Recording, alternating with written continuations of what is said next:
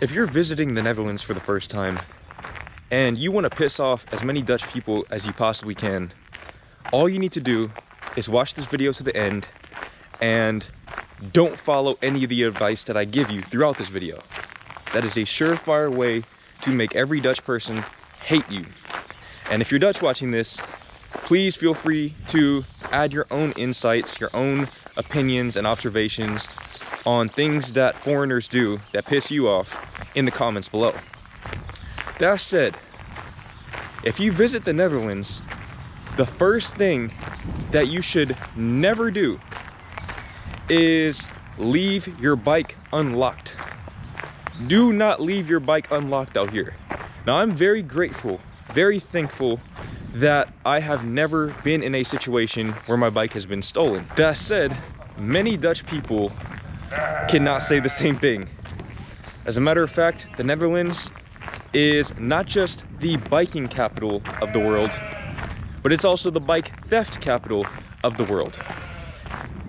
Now, typically here in the Netherlands, from what I've observed, most bikes are gonna have this little key lock feature. And this is a very good feature because without the key, without unlocking the bike, you literally cannot move it unless you pick it up. And I've noticed that Dutch bikes tend to be relatively heavy. That said, if you're going to be in a bigger city in particular, that is not going to be enough. And I've been told this various times by Dutch people from all around the Netherlands, that if you're in a bigger city like Amsterdam, and we'll talk about Amsterdam here in a second, you need to make sure you are double locking your bike. So you need to use the chain lock, where you are chaining your bike to the bike rack or the pole, wherever you're parking it.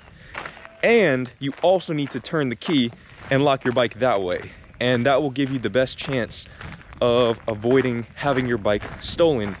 And I imagine that if you're renting a bike specifically, that would be very, very catastrophic, because you'd probably have to pay for the replacement cost, and bikes out here are not cheap. A good bike is probably 750 to 1,000 euros. So good luck with that. Buy a lock and use it.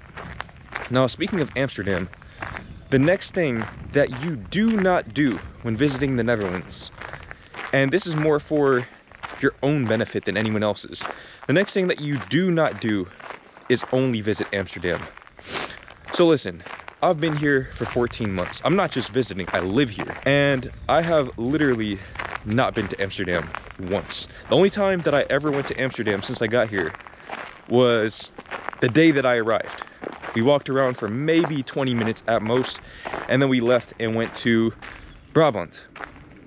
And listen, I'm sure Amsterdam is a great place. It seems like a very nice place from what I saw, but you need to understand that that is literally one city out of a whole entire country. It's kind of like going to the US and only visiting New York and cultivating your conclusions about the country based on just that one place. What you need to understand is that places like Vassen, where I'm currently walking, are completely different than Amsterdam.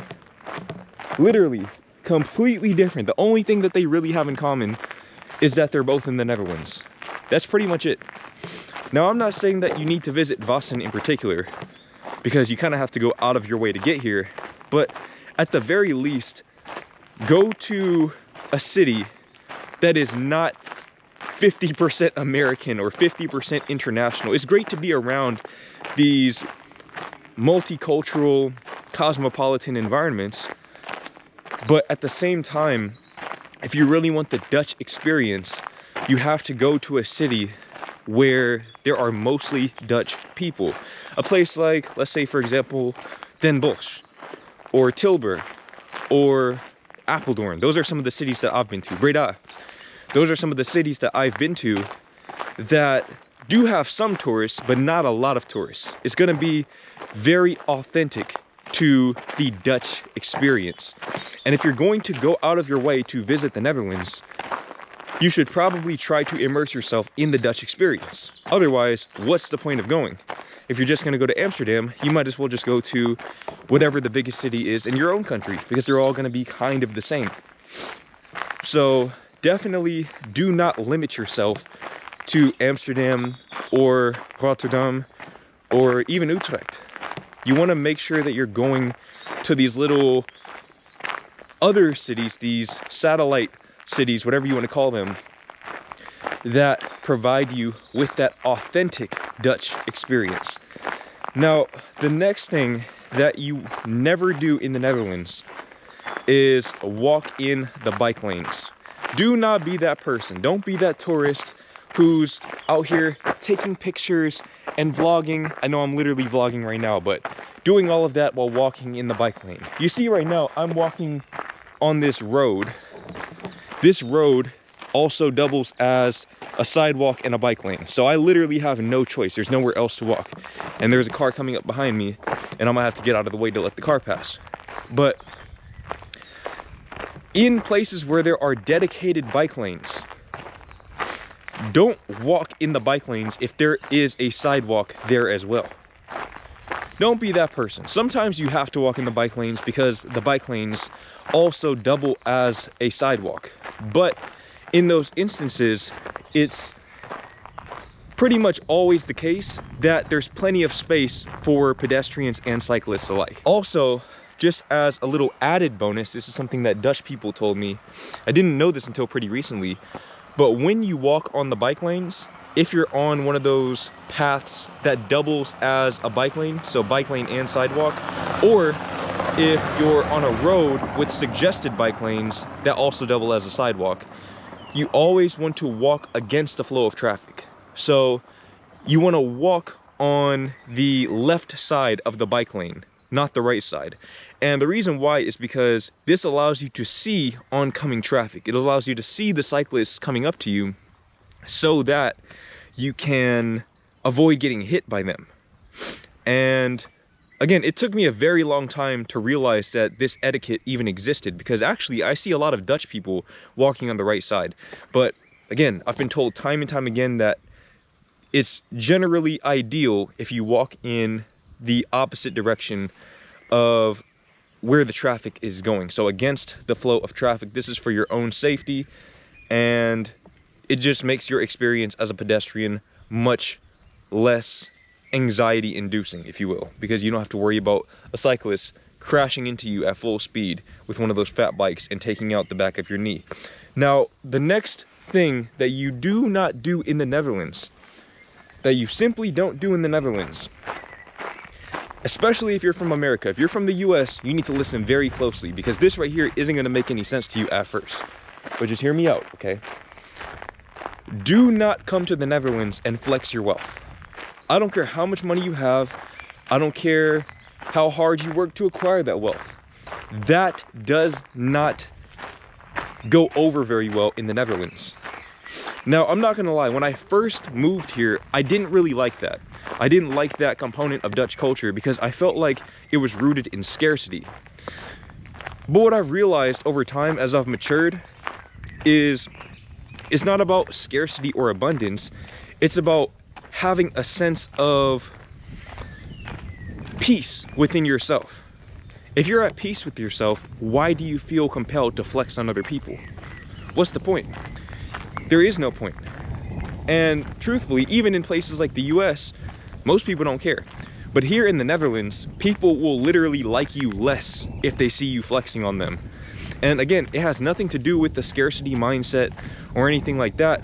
It's just that people here see through that. They understand that you're not doing it for your own happiness. You're doing it to appease other people who don't actually care. And I've noticed that even when it comes to dating, I mean, typically, no matter where you are in the world, men are going to do the things that make them more attractive to women. And so back home in the US, a lot of times that means flexing your wealth. That means driving a really nice car. That means wearing really gaudy jewelry. It means wearing designer clothes. Here, you just don't see a whole lot of that. I could probably count on one hand the amount of people I've seen here wearing chains and things like that. And a lot of times the chains or the jewelry that they chose to wear was very subtle. So you're not seeing people wearing bust downs or anything like that, because that doesn't get the same response here as it does back home. As a matter of fact, here, I would actually argue that humility is the equivalent of flexing back home. Here you flex your humility. I know it sounds strange if you're in that American state of mind, but that's just the way things are here. That is the way things are. You don't get any extra cool points or whatever for flaunting your wealth. Don't come here doing that, or if you are going to come here doing that, don't expect people to like you more because of it. Expect people to like you less, especially if you follow my advice from earlier in the video and you're not just going to Amsterdam that has probably 50% Americans and British people. If you're going to a place like Den Bosch and you're out here wearing a bust down, again, nobody is going to think more of you because of that. Now, the next thing that you do not do when you come to the Netherlands is be wasteful. For example, don't come here and throw your trash in the recycling bin. Back home in the US, it may be frowned upon, but people don't really care that much. Here, that shit matters, okay? It actually matters. People will definitely, probably scold you for doing stuff like that. If not, they're gonna give you dirty looks. Don't throw your plastic in the glass container. Right? You have to be mindful of things like that because people here are much more conscious of the environment and how their actions affect the rest of the world. That's something that as an American, it may be difficult to fully comprehend because we're just not taught, we're not conditioned that way growing up. But we should be, because our actions do affect the rest of the world. And it is our responsibility to not be wasteful, not just because we're in another country, but because we're on the same planet. And Dutch people seem to have realized this, European people seem to have realized this overall, and they have slowly but surely embedded it within the cultural and societal psyche to not be wasteful whenever possible. America still has some catching up to do in that regard. And hopefully through videos like this, I can help begin putting this, dropping that seed of mindfulness into the American psyche. Or maybe not, maybe it's too late and America's already cooked, I don't know. But what I do know is that if you are an American and you do have wasteful tendencies, do not bring that over here to the Netherlands, because if you thought that people will look down on you for flexing, you should see how they look down on you when you're wasteful.